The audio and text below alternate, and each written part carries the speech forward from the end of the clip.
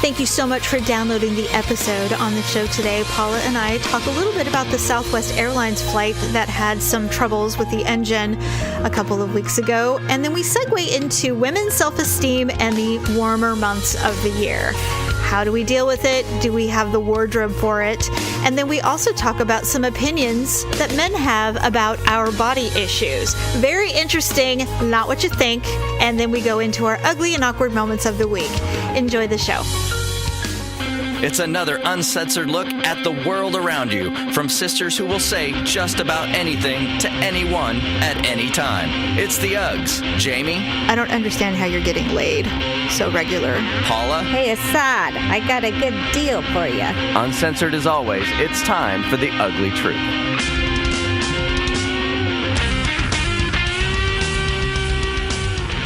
Welcome to the Ugly Truth. It is episode 269. Okay, so spring has officially arrived in Sacramento. I'm thrilled. You are? I'm surprised. Why? I love spring. Oh, I didn't know. I mean, the allergies suck, but I mean, the weather, like today, okay, so it's officially 420. We're recording on 420 today, our Sunday show. I never got the whole, like, let's celebrate pot day or whatever, so I Googled to find out where did 420 come from. Shockingly, it came from some Bay Area high school kids back in the 70s.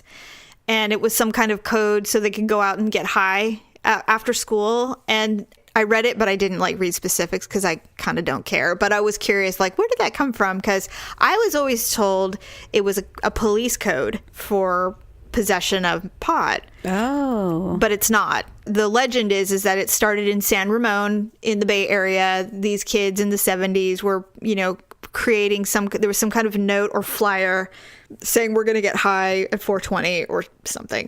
So now that's what it is. So today it's 420 day, everybody. And ironically, my Twitter, I have 420 followers.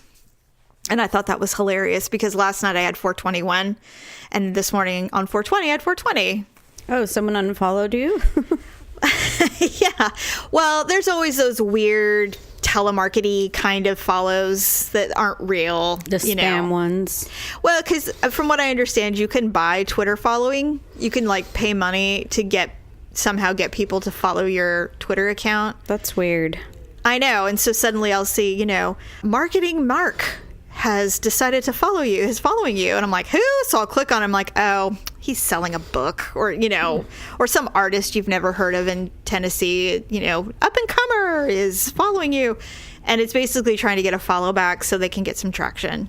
I gotcha. Is really all it is. But anyway, so yeah, it fluctuates all the time because, I don't have 11 million followers like Ariana Grande or whatever. I just have my 420. Yay. And you don't do Twitter, really. I really tried, but just not your thing. I couldn't figure it out enough to do it.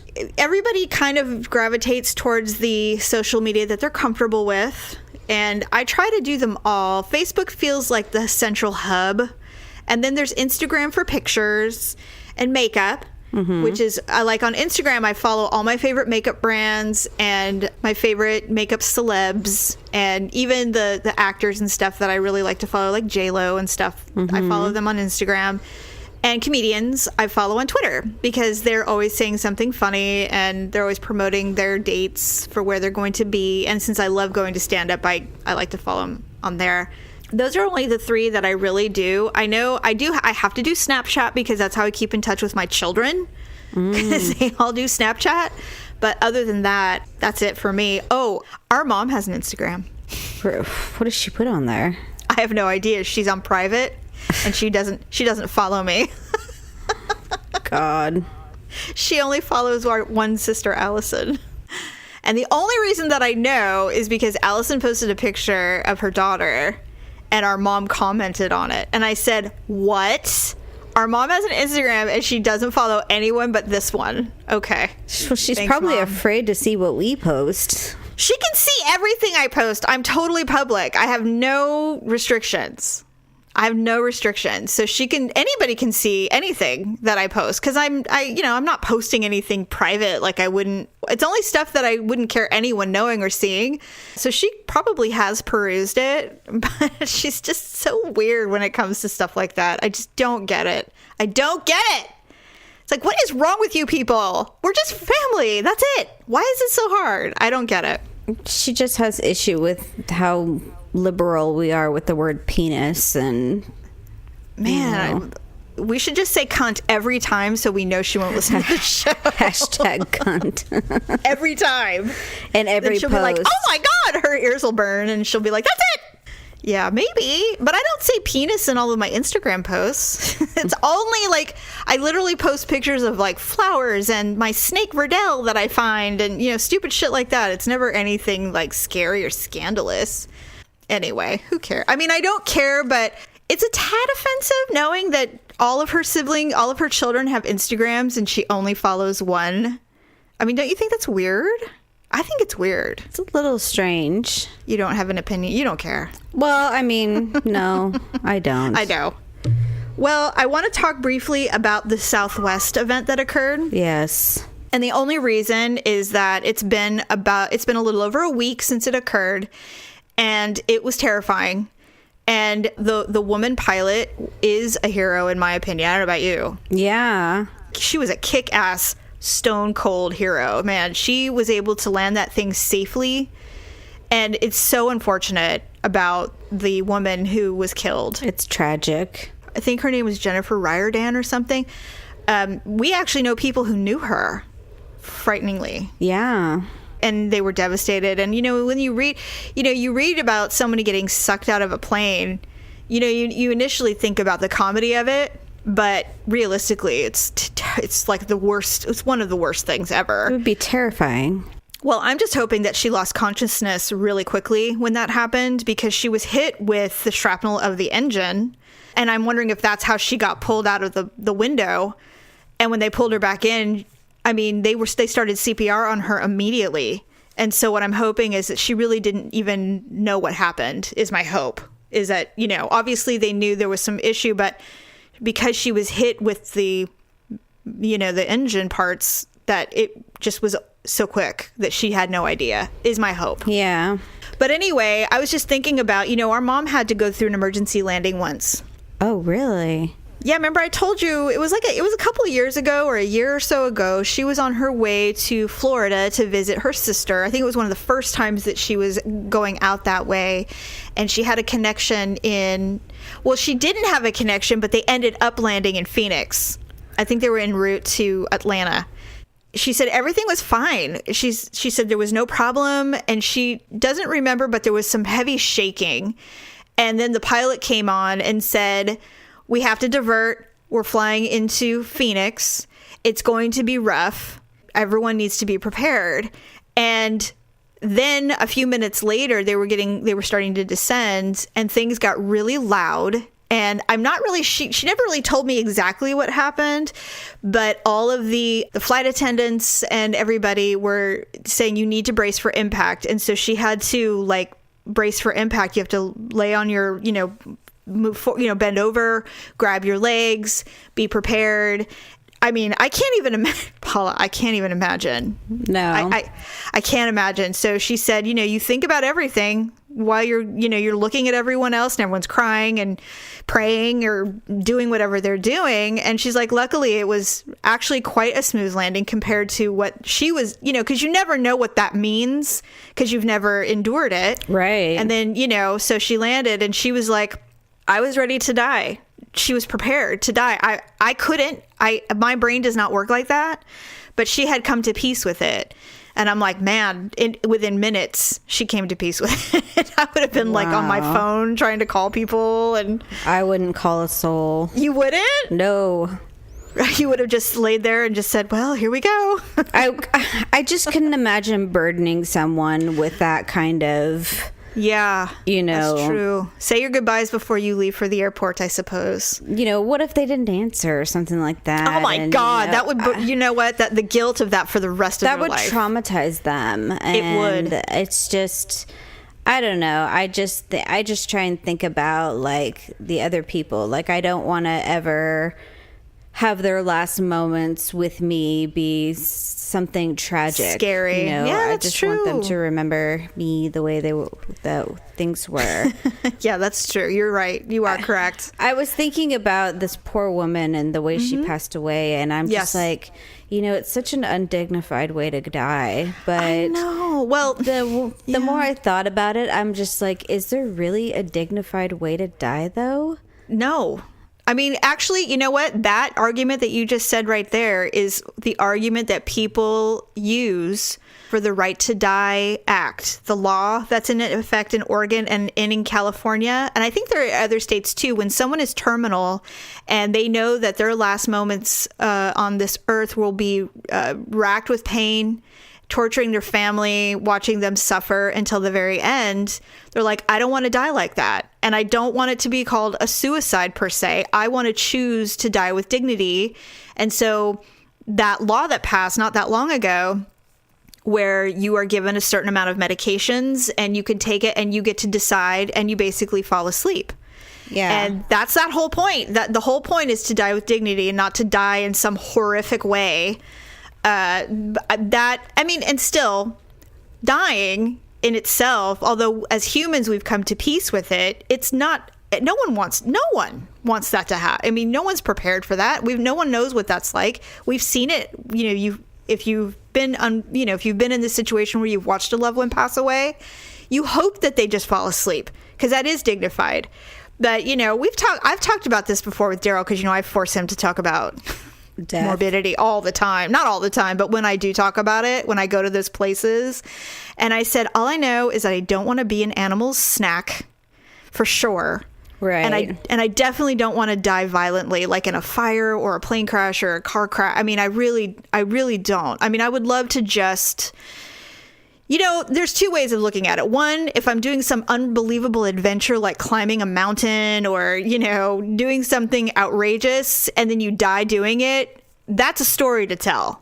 And as long as I die quickly, I'm cool with that. She was 200 feet in the air and then she slipped and fell to her death. And what a shock. She's awkward. What was she thinking? It's the ultimate awkward moment. I would never want to die that way. Do you know how scary that would be, to fall to your death? I would do it. That would be my choice if I had to. It would be to fall. Yeah. I want to die like Barbara Bush. I just want to be 92 and go. Well, that's what I was going to say. Or just be as old as fuck and then just die with your family surrounding you, you know, and just knowing that you lived as long as you possibly could and you're saying goodbye now. I mean, that would be my favorite, to be able to... That'd be ideal. Yeah, pass away. And, you know, like I've always told Daryl, I'm like, I have to go first. Although he swears he needs to go first because I'll make it. I'll be fine. He's the one that would be a mess if I died first. So, but speaking of all of that, you had said something earlier this week, how you were afraid to fly Southwest. And now they're doing all of these inspections on the engines, because this is actually the second incident in a year. I know. I did not know that. And I was a little alarmed, because we fly Southwest probably 90% of the time. And that concerns me. But then it happened to a Delta flight recently, just like the other day. And so I'm just like, maybe it's just not safe to fly. Maybe it's just time to, you know how when you get a car and it starts making a knocking noise, and you're like, well, I guess it's time to just get a new one.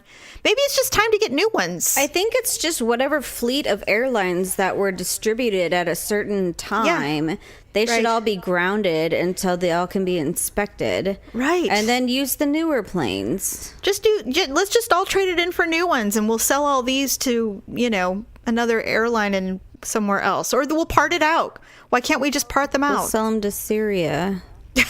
Yeah, something, or some third world country. Hey, Assad, I got a good deal for you. You're not going to believe the 6-pack of planes I got for you. Barely used. Anyway, I hate how I immediately go dark the second something like this happens. And then to add to the fact that, you know, people that knew this woman who was a cherished mother and she was big in her community, and it's like, what a freaking sad.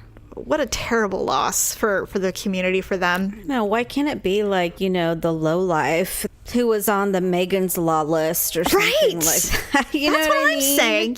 Yes. It always has to be a good person. Yeah. Why couldn't it have been somebody that's like Joe Schmo was on his way to the high security facility because he had raped and killed many people and somehow skirted the death penalty. He was on his way to meet the 12-year-old that he had been connecting with on Craigslist. Why can't it ever be that? Well, I will never understand. Mean, angry people live very long lives. I just don't get it. They just become the bane of our existence forever.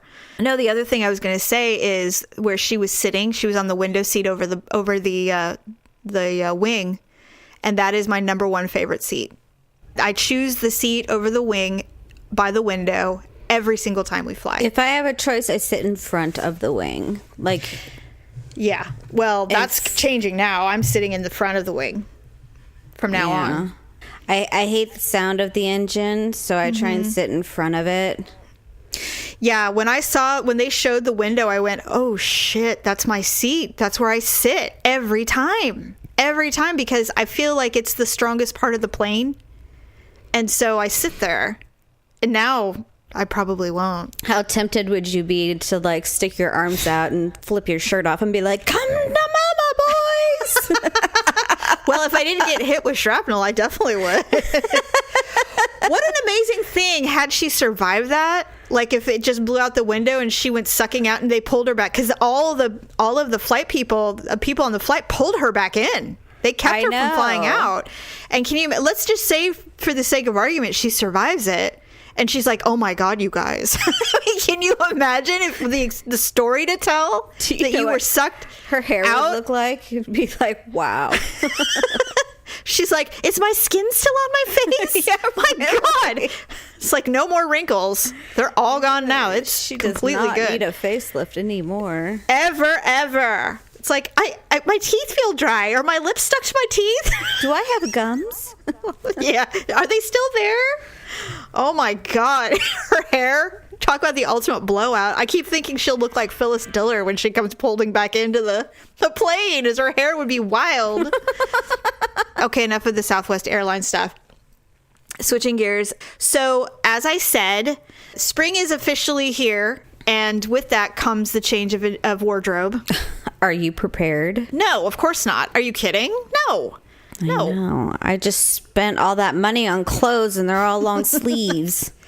I have purged a lot of clothes that I've had for a very long time.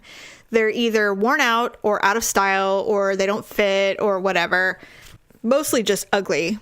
And I pull them out. I'm like, why did I ever think this was appropriate to buy? Like, why? I must have been brain damaged at the time that I picked this up and went, oh, this is cute. They're hideous. So I've got this huge pile of clothes that I'm getting ready to donate. And I'm going to replace them with hopefully something, because now I just don't even have a rag to wear. And I'm never prepared. I don't know any woman who's actually prepared for the change of the seasons, especially summer. So you'll always see the moms especially walking around in like stretchies or sweatshirts and shorts because they don't have the appropriate outfits yet. So I usually never have the shorts. That's the problem. I have I'll wear tank tops, 7 days a week, and I have a bunch of those. Me too. But it's the shorts that I don't have, and I do have the cottony gym shorts and things like that. Right. But I just don't have any denim shorts, and I refuse to wear those Bermuda shorts. Paula, no. What? I don't know what they're hiding under there, but I'm just... Are those the ones that go below the knee? No, they go just above the knee. Okay. But so they're appropriate for elementary school wear. And I just bought a bunch for Olivia. And when she put them on, she came walking out she was coming out for a shootout because she didn't like the way they looked. It's like, I feel like I'm wearing scuba gear. And so she's just like, Mom, they're kind of long. I'm like, that's the idea, Olivia. You have to wear them. I says, you can't wear your little Daisy Dukes that you always, play in that are size 6. That's true. She can wear them in the backyard or when you go to the store, but not at school. I'm cool with it, honestly. And by middle school, when those girls walk in with their ass hanging out and they get sent to the office at like 8:15 in the morning because it's inappropriate. Right. I don't want to hear the whole, my body shouldn't be a distraction. I'm like, well, it fucking is. Okay. Right. I that is one subject in this whole feministic movement that's going on that I really struggle with. Because you cannot change how boys look at girls, no matter what your feeling is on women's bodies. Especially nubile girls in the throes of puberty with their very pointy breasts and their legs getting elongated, and they're gorgeous. They're getting ready to be beautiful young ladies, and boys are pigs. They're thinking with their hormones. They're not gentlemen yet, you know? They don't want to do math. I struggle with the whole, like, well, my daughter should be able to go dressed in anything she wants. I'm like, actually, fucking no, she can't. I have a boy, and I know that all he's going to want to do is masturbate right now. So can we please keep it clean? Please. I just don't get it. And I don't want to hear any shit from you women who think I'm being difficult. I don't care. I've had boys and I've had girls, and I know exactly what goes on. In middle school specifically, they can barely function at that age. They really can barely function. That's why the teachers that work at middle school, I mean, on one side, I really admire those teachers because they're basically babysitting a bunch of hormones, you know? That's basically, you're just trying to get them through the day without doing anything inappropriate and trying to get them to learn some math on the way. It's really hard. It's really hard. That would be difficult. Yeah. I just couldn't, I couldn't do it. It's like, if there was a teacher court and they said, okay, we sentence you to 5 years of middle school. No! It's my God. It's like, you are a bad teacher. You will go to middle school. It's just one of those things. And I wish that girls could wear their little dove shorts or their little booty shorts because they look adorable. They're so cute, you know, but you can't do it. I mean, sometimes. Not at school. And, I never thought I would be, but I am a big proponent, especially in middle school, because the middle schools around where I live, they have a uniform. It's a t-shirt, and you can wear jeans or khakis, and your shorts have to be like right above, like 2 inches above the knee. Yeah. And that's it. And a lot of it actually wasn't for the fact that boys couldn't focus on girls turning into women. It was around here, it was the class, the money thing. Like, there are a lot of families around here who are quite affluent, and there's a lot of families who are really struggling financially. And so it evens the playing field. So the only way anybody can really show off is their shoes. Oh. And it was actually a really good thing, and it's been very helpful, for everybody. That's nice. No, I think that's a great idea. Especially in middle school when everything is important. When what you're wearing is the most important thing. So, yeah, I really do. I do hate the Bermuda shorts, and I really am not a fan of mothers wearing them. But kids, it is what it is. Well, if she doesn't want to be hot, she'll wear them. Because I'm not buying her other shorts. No. She can wear her cute little booty shorts on the weekends. Yes. Or after school. That's the way that goes. But speaking of that, so I know that you burned out on Amy Schumer like a while ago, which I really don't understand because I actually still really like her. I don't really know what happened. I was trying to think about that, but when I really struggle with people when they kind of get out of their box, Yeah. So how dare they? She got all political, and I'm just like, I really is true. Don't like that. I know what you're saying. Her uncle is Chuck Schumer, right? Who is a very vocal politician. I get that. And she jumped on that with him because she decided to use her celebrity to raise awareness, which I don't blame anyone for doing. But you're right. I think it does kind of shut out some people who were looking at her strictly for comedy and funny and laughs. And, it is hard sometimes to separate that. I'm not a big fan of politics in general. I follow the legislation and stuff like that. I don't buy into the big grandstanding stuff, so I kind of don't care about that as much, but I do understand what you're saying. Anyway, she's coming out with a new movie. I think it comes out today. I think. Probably, yeah. It's on 420. It's called I Feel Pretty. I don't know if you know anything about it, but basically she is who she is. She's an average looking girl with a big fat face like I do, or any normal person. She's not fat. She's just not a model. She's working out at Soul Cycle in this movie, and she falls and she hits her head. And when she snaps out of it, she does not see that she's average looking or a little on the heavy or the bigger side of bodies. She thinks she looks like, a model, essentially. She thinks she's gorgeous looking, and she doesn't see what everyone else sees. But what's cool about it is that she is cute, but she's basically knocked the low self-esteem out of her brain. So she's basically now acting like a woman should and not have all these hangups about her body.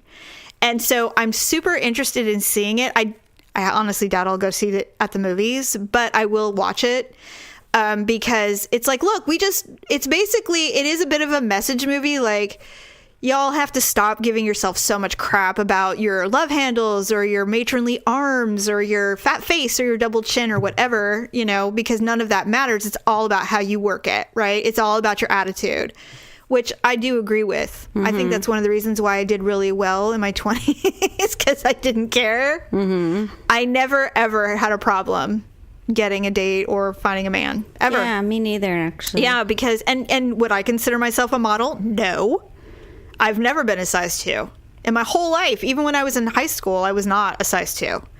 So, I mean, I know you were, but that's just different. Yeah, but the problem is that when you're a size 2, you don't have anything. You don't have an ass or boobs. You're like a teenage boy with lipstick. Aw, see, that's the thing. It's like everybody has their hang up about that. For me, I look at myself in the mirror every day.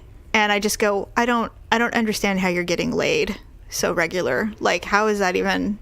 And Daryl's just like, shut up, you look good. I'm like, I don't know how you see that. And I've had children, so it's not a pretty picture. But somehow, I'm still getting it done, right? Yeah. But it was funny because, so in relation to this movie, I think it's going to be kind of neat because I don't get the impression that there are too many women in this movie who are giving her shit about the fact that she thinks she's rocking it now. And I'm hoping that it stays like that somehow. Like, is she going to knock herself back in, or is someone going to assault her? I mean, like, how is she going to realize that she for a time didn't have hangups? I don't know. It kind of reminds me of the movie Shallow Hal. Yes, me too. He only saw her internal beauty. Yeah. And this one is in kind of the same vein, except that she somehow she's basically eliminated her low self-esteem. And all of us have low self-esteem for the most part. I mean, we all are very critical of ourselves. It was just, some of the reviews I've read is that they say, so we have to knock our heads to basically see ourselves as beautiful, I think it's I want to say it's symbolic isn't the word. It's more of a proverbial, we have to knock it off and stop seeing ourselves in this way. I don't know. It's deep, right? It's probably super deep. Too deep for an Amy Schumer movie. So deep. Probably. Psychiatrists will be dissecting this film in 20 years and talking to us about the psyche of Amy Schumer and her whatever. But anyway, so with that in mind, I found this little list about what men say about our flaws. And so I know. So these are the things that women complain about, and this is what men think. Okay. And this one kind of made me laugh because I have a problem with my arms. Oh. One, they're not very strong. And two, I just can't seem to get them, from not looking like everybody on my mom's side of the family. I just have the matronly arm look. To me, I do. Especially when you have tiny shoulders like I do. So to me, it looks kind of weird. But anyway, so your arms, it said, these are men's quotes. I never see your fat or untoned arms, but it's clear that you do every second of every day. Men are simple creatures. We fall into a few categories, and those categories don't include arm guys. We like tits, ass, legs. So am I worried about your arms or knees or hands? No, I'm just looking at your tits and your ass. So have a great time with your arms. I thought that made me laugh. That was a good one. Okay, this one is a big one for me. Your belly. And this guy says, I'll be honest, if your belly is proportionate with the rest of your body, it's fine. If a lady has a beer gut, well, sure, that can seem unattractive depending on the rest of her body. But more often than not, it's just more cushion for the pushin'. We definitely don't want to see someone who doesn't care, but we really aren't as damning as you would think.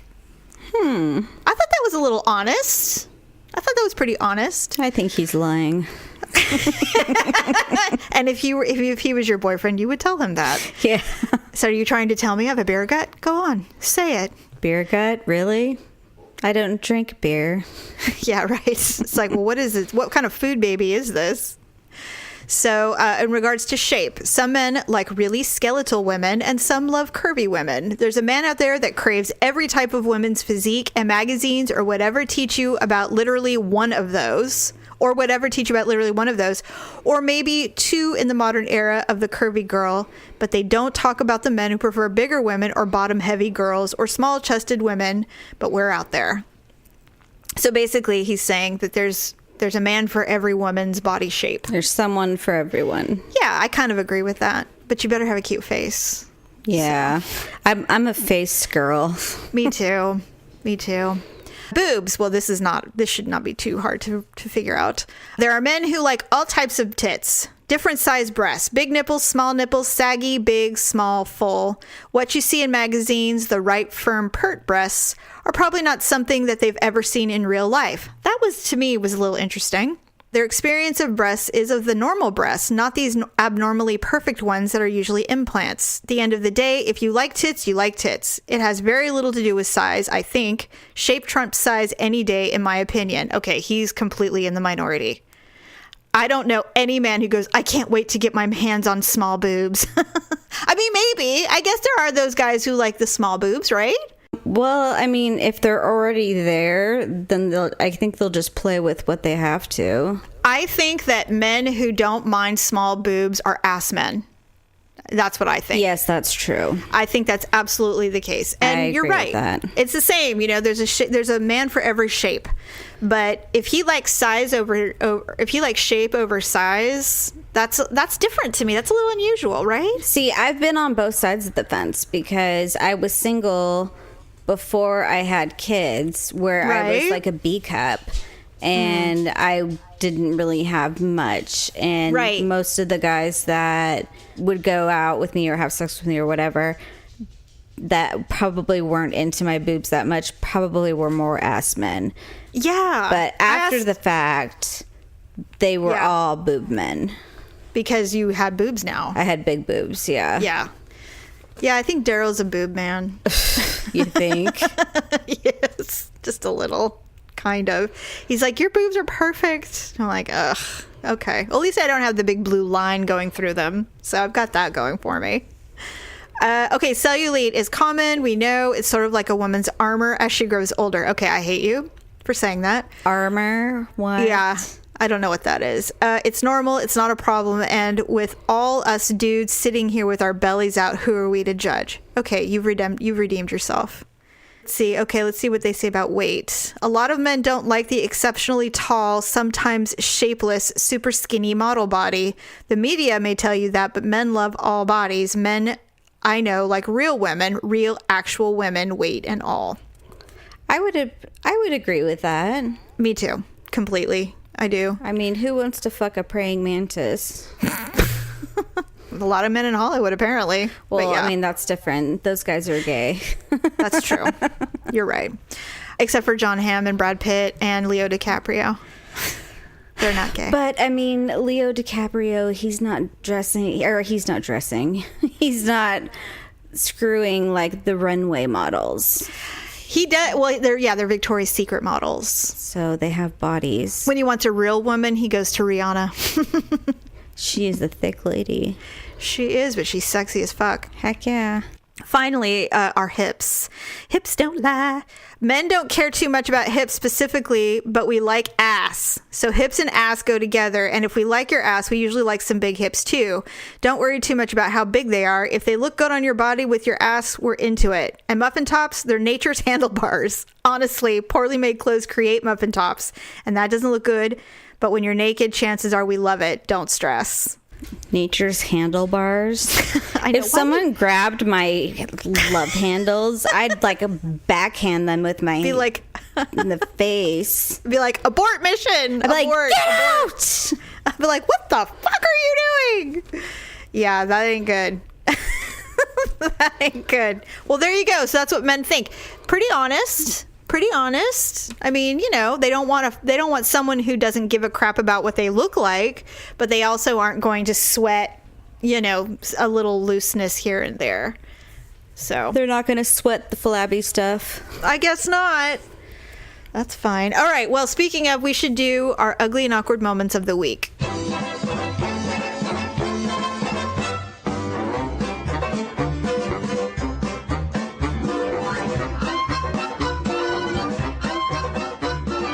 I pick the kids up every day from school, but parking is such a nightmare. As I've mentioned before, I have to get there really early. So I got there about 20 minutes early one day, and I decided to lean my chair back and just, you know, relax for a moment. So I was listening to music, laid my chair back, and lo and behold, the next thing I hear is knocking on the window. So I open my eyes and I look over, and the kids are looking in the window. Oh my God, you fell asleep? I fell asleep in my car.